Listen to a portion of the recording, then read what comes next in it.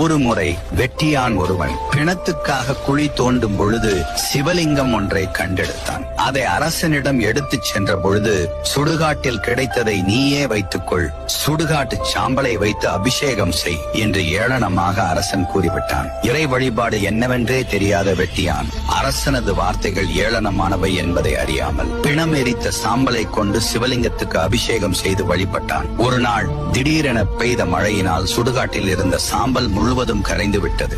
சிவலிங்கத்துக்கு அபிஷேகம் செய்ய சாம்பல் இல்லையே என வருந்திய வெட்டியான் விராட்டிகளை அடுக்கி தீயை மூட்டினான். தனது மனைவியை அழைத்து, நான் இந்த தீயில் விழுகிறேன், என் உடல் எரிந்து கிடக்கும் சாம்பலை கொண்டு சிவலிங்கத்துக்கு அபிஷேகம் செய் என்று கூறினான். ஆனால் மனைவியோ, நீங்கள் அப்படி இறந்து விட்டால் இங்கு வரும் பிணங்கள் சீரழிந்துவிடும், நானே தீயில் குதிக்கின்றேன் என்று கூறிக்கொண்டே தீயில் விழுந்தாள். இவர்களது பக்தியால் திளைத்த சிவபெருமான் பார்வதியுடன் இவர்கள் முன் காட்சி கொடுத்து வெட்டியானின் மனைவியை உயிர்ப்பித்து இருவருக்கும் முக்தி கொடுத்து அருளினார். இந்த தகவலை அறிந்த அரசன் தங்கத்தாலான சிவலிங்கத்திற்கு பன்னீர், பஞ்சாமிர்தம் என்று வாசனை திரவியங்களாலும் அபிஷேகம் செய்த எனக்கு காட்சி தராத இறைவன், சுடுகாட்டு சாம்பலையும் பழைய சோற்றையும் கொடுத்தவனுக்கு மோட்சம் அளித்துள்ளாரே என்று வருந்தி, பின்னர் பக்தி என்பது ஆடம்பரத்தில் இல்லை, தூய அன்பினால் மட்டுமே மலரக்கூடியது என்பதை உணர்ந்து கொண்டான். பக்தர்களிடம் சிவபெருமான் எதிர்பார்ப்பது அன்பு மற்றும் தூய்மையான